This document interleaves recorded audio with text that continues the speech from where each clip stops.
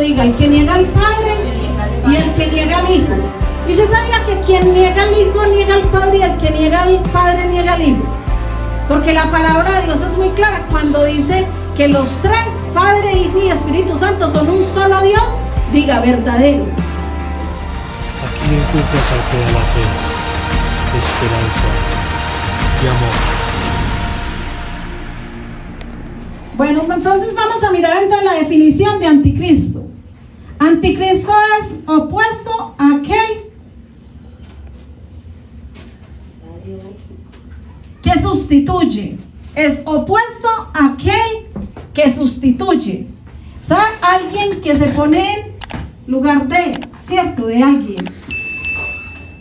O sea, ¿de quién es ese alguien? De Jesús, ¿cierto? Porque si es anticristo, es porque es contra o contrario a Jesús.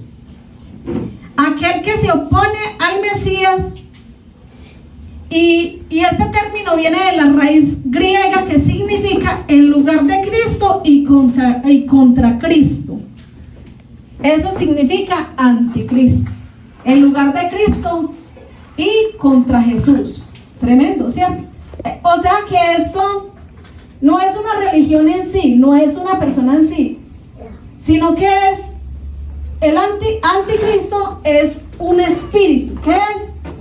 Un espíritu demoníaco con mucho poder desde el infierno. Se levantó para estos últimos tiempos, para la venida de Jesús. Usted ya mira redes sociales y ya advirtieron que en redes sociales cuando escuchen la palabra Jesús, de una le eliminan la cuenta a uno. Dicen que comenzaba a partir de ahorita de agosto. En algunos países comienza en agosto. No sé para otros países, como Colombia, ¿cierto? No sé para cuándo, pero sí ya inició ese plan. Porque quieren eliminar todo lo que se llame Jesús, Jesucristo. ¿Por qué esa guerra del ser humano con Jesús tan tremenda, cierto? ¿Por qué esa guerra del ser humano tan horrible con Jesús? ¿Por qué tanta alergia al nombre de Jesucristo? ¿Por qué tanta alergia a lo sobrenatural, al poder de Dios también? ¿Cierto? La gente y el ser humano batalla horrible. Y cuando en alguien opera un espíritu, el anticristo se opone a todo lo que sea de Jesús, incluyendo la sangre de Cristo. Porque por eso se llama espíritu de anticristo. Porque se opone a todo lo que es Jesús, incluyendo su sangre. Ustedes ven muchas iglesias o personas que están oponiéndose en contra de la sangre de Jesús. ¿Cuántos sabían que dentro del manual de la Interamericana, en el manual de la iglesia interamericana, para nosotros los pastores, dentro de la doctrina lo que tenemos, estamos obligados a predicarle a la iglesia sobre la sangre de Jesús? Ahora le decía a mi esposo, amor, búscame el manual de la Interamericana. Es una obligación. Nosotros tenemos que predicar sobre la sangre de Jesús a la iglesia, para que la gente de la iglesia sepa, cierto, las armas de nuestra milicia, como dice la palabra de Dios, no son carnales, sino poderosas en Dios para la destrucción de fortalezas. ¿Cuáles fortalezas? Diga, espirituales. Bueno, entonces en 1 Juan 2:18, hijitos, ya es el último tiempo, y según vosotros oísteis que el anticristo viene, así ahora han surgido muchos anticristos. Por esto conocemos que es el último tiempo. Miren lo hermoso ese versículo. Por eso conocemos que estamos en ¿qué? En los últimos tiempos. Por eso hay que leer la palabra de Dios. Porque miren cómo dice ese versículo. Por eso sabemos, o sea, como se ha levantado el espíritu del anticristo para este último tiempo, entonces sabemos que la venida de Jesús ya está. En cualquier momento va a suceder. En cualquier momento sucede el rapto. Primero nos vamos a la iglesia remanente, los que nos guardamos, los que doblegamos aún lo que sentimos por causa del nombre de Dios. Nos vamos, el remanente. Somos la iglesia que nos guardamos en santidad para Dios. La iglesia que hemos decidido entregarle la voluntad de nosotros a nuestro Rey. Y ahora estamos esperando la iglesia nos vamos con Jesús, pero la mitad de la iglesia se queda para la gran tribulación. Y lo que viene va a ser terrible. Ya está por redes sociales, usted encuentra los videos de todo lo que están hablando los magnates, los grandes magnates a nivel mundial, de lo que van a hacer con la raza humana. Todo lo que se viene, los desastres que se vienen para la tierra. ¿Sí? ¿Cuántos están viendo ya cómo se abre la tierra y se traga ciudades, se traga casas, ¿cierto? Se abre y si hay un río queda seco todo y uno queda sorprendido viendo eso. ¿Cuándo habíamos visto eso? Nunca, ¿cierto? Es señales del fin, de la venida de Jesús. Porque viene juicio para la tierra. Lo que viene para la tierra va a ser terrible de espantoso. La palabra anticristo no solamente se refiere a una religión, ¿cierto? O a una persona en sí. También la palabra anticristo también se aplica a lugares. Porque hay lugares donde opera el espíritu del anticristo. Pueden ser entidades religiosas, pueden ser entidades gubernamentales. Hoy en día en el gobierno, los gobiernos mundiales, está operando el espíritu del anticristo. Por eso se están levantando todos esos grupos del feminismo, ¿cierto? De las comunidades LGTBQ y yo no sé cuántos más, ¿cierto?